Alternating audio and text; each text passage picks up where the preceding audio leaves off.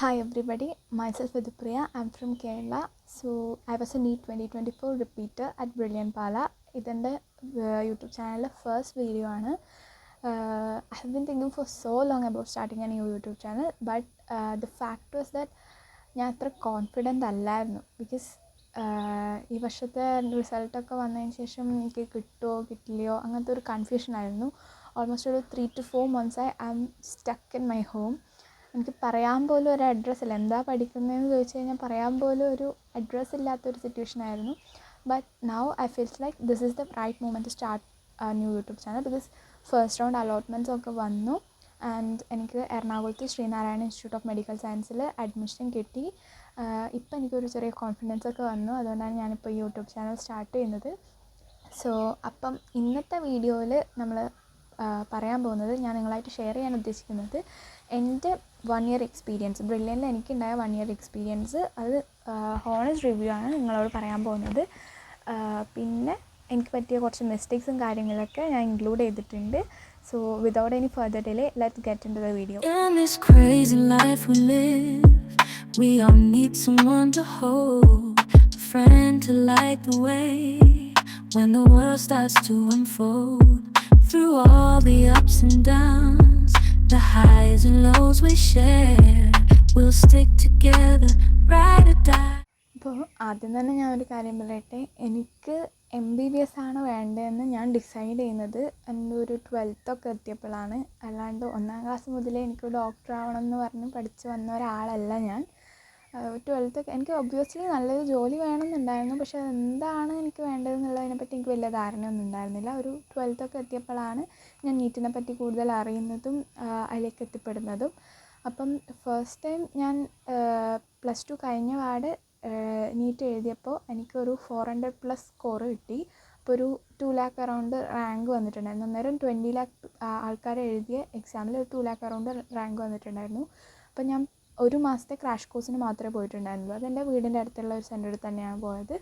അപ്പോൾ ആ ഒരു മാസത്തെ ക്രാഷ് കോഴ്സ് കൊണ്ട് തന്നെ എനിക്ക് അത്രയും മാർക്ക് കിട്ടിയപ്പോൾ എനിക്കൊരു കോൺഫിഡൻസ് ആയി. ഇനി ഒരു വർഷം റിപ്പീറ്റ് ചെയ്ത് കഴിഞ്ഞാൽ എനിക്ക് കുറച്ചും കൂടി ബെറ്ററായിട്ട് ചെയ്യാൻ പറ്റും, ഗവൺമെൻറ് കോളേജിൽ തന്നെ കിട്ടാൻ പറ്റും എന്നുള്ള ഒരു കോൺഫിഡൻസ് എനിക്ക് വന്നു. ആൻഡ് റിപ്പീറ്റ് എന്നുള്ളൊരു ഓപ്ഷനെ പറ്റി ആലോചിക്കുമ്പോൾ തന്നെ എനിക്ക് ആകെ ഉണ്ടായിരുന്ന, എൻ്റെ മുന്നിൽ ആകെ ഉണ്ടായിരുന്ന ഒരു ഓപ്ഷൻ ബ്രില്യൻ്റാണ്. അപ്പം ഡയറക്റ്റ് ബ്രില്യൻറ്റിൽ പോയി ചേർന്നു. ക്ലാസ് തുടങ്ങുന്ന ഡേറ്റും കാര്യങ്ങളും ഒക്കെ അറിഞ്ഞു. അപ്പം എൻ്റെ +2 മാർക്ക് വെച്ചിട്ട് എനിക്കവിടെ സ്കോളർഷിപ്പൊക്കെ ഉണ്ടായിരുന്നു. അതുകൊണ്ട് ഹോസ്റ്റൽ ഫീസ് മാത്രമേ അടക്കേണ്ടി വന്നിട്ടുണ്ടായിരുന്നു. മറ്റേ ഫീസിൽ നല്ല റിഡക്ഷൻ ഉണ്ടായിരുന്നു എൻ്റെ മാർക്ക് വെച്ചിട്ട്. അപ്പം എന്തുകൊണ്ടും എനിക്കവിടെ ചേരുന്നതിന് മുമ്പ് തന്നെ ഭയങ്കരമായിട്ട് ഇഷ്ടപ്പെട്ട ഒരു സ്ഥലമാണ് ബ്രില്യൻറ്റ്. ചേർന്നതിന് ശേഷം അഭിപ്രായത്തിന് മാറ്റമൊന്നുമില്ല. ആരെങ്കിലും ചേരാൻ ആഗ്രഹിക്കുന്നുണ്ടെങ്കിൽ തന്നെ ഞാൻ ആദ്യം റെഫർ ചെയ്യുന്നത് ബ്രില്യൻറ്റ് തന്നെയാണ്. ക്ലാസ്സൊക്കെ സ്റ്റാർട്ട് ചെയ്തത് ജൂണിലായിരുന്നു. ഞാൻ ജൂൺ ബാച്ചായിരുന്നു. ജൂൺ 15th ക്ലാസ്സൊക്കെ സ്റ്റാർട്ട് ചെയ്തത്. അപ്പോൾ ഒരു 12th കൂടി ഞങ്ങൾ അവിടെ എത്തി പാലയിൽ. ആൻഡ് എനിക്ക് കിട്ടിയ ഹോസ്റ്റൽ എന്ന് പറയുന്നത് ബ്ലൂ ബെൽസ് ഹോസ്റ്റലാണ്. അത് ബ്രില്യൻറ്റിൻ്റെ തന്നെ ഹോസ്റ്റലാണ്. അവിടെ ക്യാമ്പസിന് വളരെ അടുത്തുള്ള ഒരു ഹോസ്റ്റൽ തന്നെയാണ്. എല്ലാ സൗകര്യവും ഉണ്ട്. എനിക്ക് വളരെ ഇഷ്ടപ്പെട്ടൊരു ഹോസ്റ്റലാണ്. പിന്നെ എനിക്ക് ഒരു ഡിസഡ്വാൻറ്റേജ് ആയിട്ട് എനിക്ക് തോന്നിയതെന്ന് പറഞ്ഞു കഴിഞ്ഞാൽ, ഞങ്ങളെ റൂമിൽ 8 ആൾക്കാരായിരുന്നു. 8 ആൾക്കാരെന്ന് പറയുമ്പോൾ യു ക്യാൻ ഇമാജിൻ, 6 പേര് ഒരു ഹാളിൽ, 6 പേർക്കുള്ള ടേബിൾ ഒരു ഹാളിൽ ഇരിക്കുമായിരുന്നു. അപ്പോൾ ഞങ്ങൾക്ക് പഠിക്കാനുള്ളൊരു പ്രൈവസി കുറവ് ഉണ്ടായിരുന്നു എല്ലാവർക്കും. ഞാനെന്ന് പറഞ്ഞാൽ കുറച്ച് ഒച്ചത്തിൽ വായിച്ച് പഠിക്കുന്ന ടൈപ്പാണ്. അപ്പോൾ എനിക്കതൊരു ബുദ്ധിമുട്ടായിരുന്നു. പിന്നെ അവിടെ സ്റ്റഡി ഹാളൊക്കെ ഉണ്ടായിരുന്നതുകൊണ്ട് ഞങ്ങൾ അങ്ങനെ കുറച്ച് അഡ്ജസ്റ്റ്മെൻറ്റ്സൊക്കെ ചെയ്തിട്ട് പഠിക്കുമായിരുന്നു. അതെനിക്കൊരു ഡിസഡ്വാൻറ്റേജ്. പിന്നെ ചില കുട്ടികൾക്ക് ലോട്ടിട്ട് കിട്ടുമ്പോൾ സിംഗിൾ റൂമൊക്കെ കിട്ടിയിട്ടുണ്ടായിരുന്നു. അപ്പോൾ നമ്മൾ കുറച്ചും കൂടി ഒരു കൺജസ്റ്റഡ് ആയിട്ട് പഠിക്കുമ്പോൾ ചില ആൾക്കാർക്ക് നല്ല റൂം കിട്ടുമ്പോൾ അതിൻ്റെ ഒരു ചെറിയ വിഷമമൊക്കെ ഉണ്ടായിരുന്നു. അതുമാത്രമാണ് എനിക്ക് അവിടെ ഒരു ഡിസഡ്വാൻറ്റേജ് ആയിട്ട് തോന്നിയത്. പിന്നെ ഫുഡും കാര്യങ്ങളൊക്കെ അടിപൊളിയായിരുന്നു. ആഴ്ചയിലൊരു 3 ദിവസത്തോളം ഞങ്ങൾക്ക് നെയ്ച്ചോറും ചിക്കൻ കറിയും ഒക്കെ കിട്ടും. പിന്നെ ബാക്കി ദിവസങ്ങളിൽ ഒരു ദിവസം ചോറുണ്ടാവും നൈറ്റിൽ. പിന്നെ പൊറോട്ട ആണെങ്കിൽ പൊറോട്ട, ചപ്പാത്തി എല്ലാം ഉണ്ട്, ചിക്കൻ കറി എല്ലാം ഉണ്ട്. ഫുഡിൻ്റെ കാര്യത്തിലൊന്നും ഒരു പ്രശ്നം ഉണ്ടായിരുന്നില്ല. നമ്മളെ ആരോഗ്യമൊക്കെ നല്ല രീതിയിൽ ശ്രദ്ധിക്കുന്നുണ്ട്.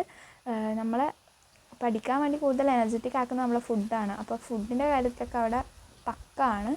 അപ്പോൾ ഞങ്ങൾക്കൊരു 15th കൂടി ഞാൻ ക്ലാസ്സൊക്കെ സ്റ്റാർട്ട് ചെയ്തു. അവിടുത്തെ ക്ലാസ് എന്ന് പറയുമ്പോൾ അമേസിങ്, എനിക്ക് പറയാണ്ടിരിക്കാൻ പറ്റില്ല. അത്രയ്ക്ക് അടിപൊളി ക്ലാസ് തന്നെ. നമ്മൾ +1 +2 ഒക്കെ നമ്മൾ എക്സാം ഓറിയൻറ്റഡ് ആയിട്ട് ബോർഡ് എക്സാം ഓറിയൻറ്റഡ് ആയിട്ടാണ് പഠിക്കുന്നത്.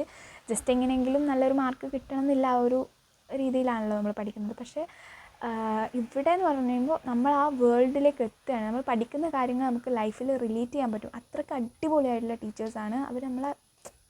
നമ്മൾ അതിലേക്ക് കൊണ്ടുവന്നിട്ടാണ് അവർ പഠിപ്പിക്കുന്നത്. എനിക്കത് ഭയങ്കര ഇഷ്ടപ്പെട്ടു. അവിടുത്തെ ഫാക്കൽറ്റീസ് എല്ലാവരും അടിപൊളിയാണ്, അടിപൊളി ക്ലാസ്സാണ്. അതേപോലെ തന്നെ അവിടുത്തെ കോർഡിനേറ്റേഴ്സും ഡയറക്ടേഴ്സും എല്ലാവരും അടിപൊളിയാണ്.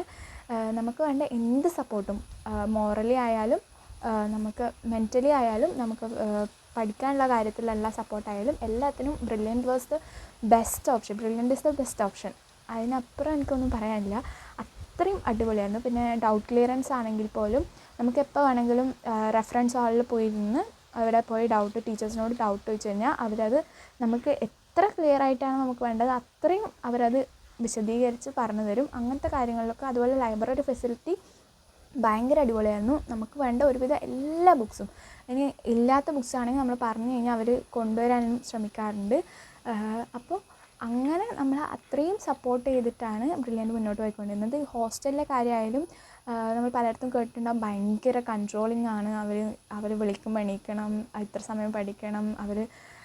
അങ്ങനത്തെ ഒരു പ്രശ്നവും ഞങ്ങൾക്ക് ഉണ്ടായിരുന്നില്ല. ഞങ്ങൾക്ക് ഇഷ്ടമുള്ളപ്പോൾ ഉറങ്ങുക, ഇഷ്ടമുള്ളപ്പോൾ എണീക്കുക, ഇഷ്ടമുള്ളപ്പോൾ പഠിക്കുക. അങ്ങനത്തെ കാര്യങ്ങളിലൊന്നും അവർ ഞങ്ങളെ കൺട്രോൾ ചെയ്യാൻ വരില്ല. അവർ എപ്പോഴും നമ്മളെ സപ്പോർട്ട് ചെയ്യാനല്ലാതെ നമുക്ക് വിഷമമുണ്ടാക്കുന്ന അല്ലെങ്കിൽ നമ്മളെ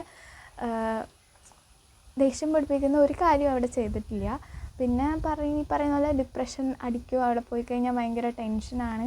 അതൊക്കെ നമ്മൾ തന്നെ ഉണ്ടാക്കുന്നതാണ്. ബിക്കോസ് എക്സാം ഉണ്ട്, എക്സാമിന് മാർക്ക് പറയുമ്പോൾ നമുക്ക് തന്നെ വരുന്ന ടെൻഷനാണ്. അല്ലാണ്ട് ബ്രില്യൻ്റെ ഭാഗത്തു നിന്ന് നമുക്ക് യാതൊരു വിധ ടെൻഷനും തന്നിട്ടില്ല. അവരെപ്പോഴും നമ്മളെ മോട്ടിവേറ്റ് ചെയ്യാനും മുന്നോട്ട് കൊണ്ടുവരാനും മാത്രമാണ് ശ്രമിച്ചിട്ടുള്ളത്. അത് ആ ഒരു തെറ്റിദ്ധാരണ എല്ലാവർക്കും മാറിക്കിട്ടാൻ വേണ്ടിയാണ് ഞാൻ ഇത്രയും പറഞ്ഞത്. പിന്നെയെന്ന് പറയുമ്പം അവിടുത്തെ കോർഡിനേറ്റേഴ്സ് എനിക്ക് എടുത്തു പറയണ ജസ്റ്റിസ് സാറൊക്കെ എന്നെ ഒരുപാട് ഹെൽപ്പ് ചെയ്തിട്ടുണ്ട്.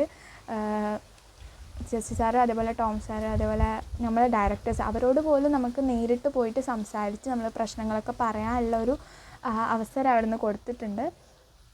അതുകൊണ്ട് എനിക്ക് ബ്രില്യൻറ്റിനെ ഇനി ആരെങ്കിലും റിപ്പീറ്റ് ചെയ്യാൻ വേണ്ടി നോക്കുന്നുണ്ടെങ്കിൽ Brilliant is the best option എനിക്കത് പറയാൻ പറ്റും. ബിക്കോസ് ഞാൻ അവിടെ ഒരു കൊല്ലം ഉണ്ടായിരുന്നല്ലോ, എനിക്കത് പക്കയാണ്. നിങ്ങൾക്ക് എന്തായാലും റിഗ്രറ്റ് ചെയ്യേണ്ടി വരില്ല ബ്രില്യൻറ്റ് ചൂസ് ചെയ്തതിനെ പറ്റിയിട്ട്. പിന്നെയെന്ന് പറയുമ്പോൾ ആദ്യത്തെ എക്സാം ഒരു 2 ആഴ്ച കഴിഞ്ഞിട്ടായിരുന്നു. അപ്പോൾ ആദ്യത്തെ എക്സാമിൽ എനിക്കൊരു 640 എബോവ് മാർക്ക് കിട്ടി. അപ്പോൾ എനിക്ക് ഭയങ്കര ഒരു കോൺഫിഡൻസ് ആയി, എനിക്ക് ചെയ്യാൻ പറ്റും, നല്ല രീതിയിൽ കൊണ്ടുപോകാൻ പറ്റും എന്നുള്ളൊരു തോന്നൽ വന്നു. ആദ്യത്തെ കുറേ എക്സാംസിനൊക്കെ A+ ഒക്കെ കിട്ടി, നല്ല രീതിക്ക് തന്നെയാണ് പോയിക്കൊണ്ടിരുന്നത്. ആദ്യമൊക്കെ ഞാൻ വർക്ക് ബുക്കും അവരെ മെറ്റീരിയൽസും മൊത്തം ഇരുന്ന് ചെയ്യായിരുന്നു.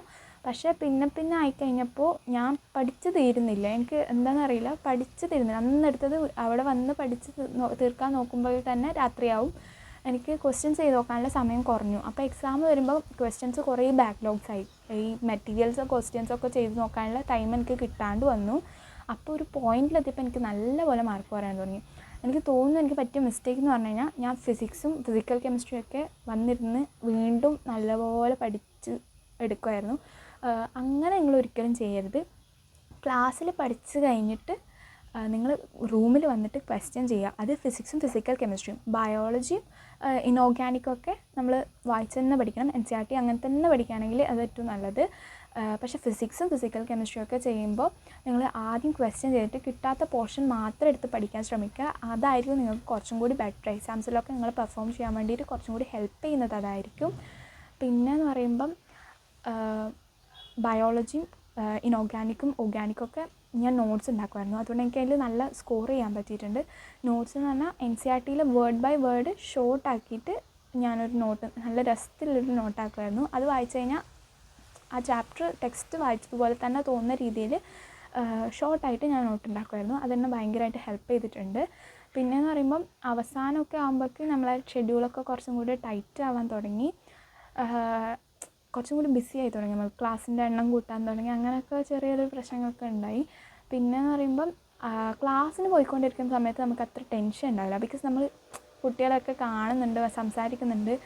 അപ്പോൾ നമുക്ക് അത്ര ഒരു ടെൻഷനില്ല. പിന്നെ ലാസ്റ്റ് ഒരു 2 months ഒക്കെ ആകുമ്പം എക്സാംസ് മാത്രമാണ്. അപ്പോൾ നമ്മൾ ഹോസ്റ്റലിൽ തന്നെയാണ്, ക്ലാസ്സിലേക്ക് പോകുന്ന പരിപാടിയില്ല.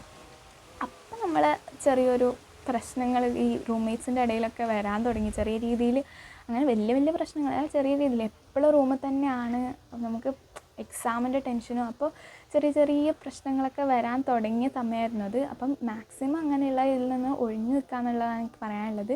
നമ്മൾ ആരോടും ഓവർ ഫ്രണ്ട്ഷിപ്പ് ഉണ്ടാക്കാൻ പോകരുത്. എല്ലാവരെയും ഒരു ഡിസ്റ്റൻസിൽ കീപ്പ് ചെയ്യാം. നമുക്ക് എന്തെങ്കിലും ഒരു ആവശ്യത്തിനൊരു സംസാരിക്കാൻ ആൾക്കാരുണ്ടാവുകയും വേണം, എന്നാൽ ആരോടും ഓവറായിട്ടുള്ള ഒരു ഫ്രണ്ട്ഷിപ്പിന് പോകാൻ നിൽക്കരുത്. അത് നമ്മളെ പഠിത്തത്തിന് ഭയങ്കര അഫക്റ്റ് ചെയ്യും.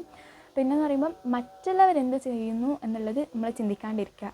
അതെനിക്ക് പ്രത്യേകിച്ച് പറയാനുള്ള കാര്യമാണ്. ഞാൻ അങ്ങനെ കുറേ ചിന്തിച്ചിട്ടുണ്ട്. അവർ പഠിക്കുന്നു, അവരിത്രയും പഠിച്ചു കഴിഞ്ഞല്ലോ, ഞാനൊന്നും ആയിട്ടില്ലല്ലോ എന്നുള്ള ഒരു ചിന്ത ഒഴിവാക്കുക. അവർക്ക് ആ ഒരു അത്ര പോയ സമയം അവർക്ക് പഠിച്ചാൽ മതിയായിരിക്കും. പക്ഷേ നമുക്കത് കുറച്ചും കൂടി കൂടുതൽ സമയം പഠിക്കേണ്ടി വരും. അത് നമ്മളെ കുറ്റമല്ല, അവരെ കുറ്റമല്ല. അത് നമ്മൾ ആക്സെപ്റ്റ് ചെയ്ത് നമ്മളെ ടൈം നമ്മൾ കൊടുത്തിട്ട് നമുക്ക് എങ്ങനെയാണോ ആപ്റ്റായിട്ടുള്ളത് അതുപോലെ നമ്മൾ ചെയ്യാണ് വേണ്ടത്. അല്ലാണ്ട് മറ്റുള്ളവർ അവരത് പഠിക്കുന്നത് പറഞ്ഞ് അതുപോലെ ചെയ്യാൻ നിന്ന് കഴിഞ്ഞാൽ പണി കിട്ടും. പിന്നെയെന്ന് പറയുമ്പം നിങ്ങൾ പാരൻസിന് വിളിക്കാനുള്ള ടൈം, അത് ഫോൺ ടൈം നിങ്ങൾക്ക് കുറവാണ്. അത് ശരിക്കും ഫോണും സോഷ്യൽ മീഡിയാസിൽ നിന്ന് ഒഴിഞ്ഞു നിൽക്കുന്നതാണ് ഏറ്റവും നല്ലത്. അപ്പോൾ നിങ്ങൾ വീട്ടിലേക്ക് വിളിക്കുന്ന സമയത്ത് നിങ്ങൾ പാരൻസിനെ വിളിച്ചിട്ട് വല്ലാണ്ട് കരഞ്ഞ് അവരെ കൂടുതൽ ടെൻഷനാക്കാണ്ടിരിക്കുക. അതെനിക്ക് പറയാനുള്ളൊരു കാര്യമാണ്. ബിക്കോസ് നമ്മളെ കോൺഫിഡൻസാണ് അവരെ കോൺഫിഡൻസ്. അവർക്ക് നല്ല ടെൻഷൻ ഉണ്ട്, നമ്മളെക്കാട്ടിലും ടെൻഷൻ അടിക്കുന്നത് ചിലപ്പോൾ അവരായിരിക്കും. അപ്പോൾ നമ്മളിങ്ങനെ വിളിച്ച് കരയും ആക്കൊക്കെ ചെയ്യുമ്പോൾ അവരതിനെക്കാട്ടിലും കൂടുതൽ ടെൻഷൻ ആയിക്കൊണ്ടിരിക്കുകയാണ്. അപ്പോൾ അവർക്ക് നമ്മളെ മുകളിലുള്ളൊരു കോൺഫിഡൻസ് പോകും. അത് പോയി കഴിഞ്ഞ് കഴിഞ്ഞാൽ നമ്മൾക്ക് ഒരു ചെറിയൊരു ബാക്കോട്ട് വരാനുള്ള ചാൻസ് ഉണ്ട്. അപ്പം അവരിൽ നമ്മൾ പറ്റിയുള്ള കോൺഫിഡൻസ് നമ്മൾ മാക്സിമം ബിൽഡപ്പ് ചെയ്യാൻ ശ്രമിക്കുക. ഒരിക്കലും അത് തകർക്കാൻ ശ്രമിക്കരുത്. ഞങ്ങൾക്ക് അവസാനം വീട്ടിലേക്ക് വിളിച്ച് ഭയങ്കര കരച്ചിലായിരുന്നു.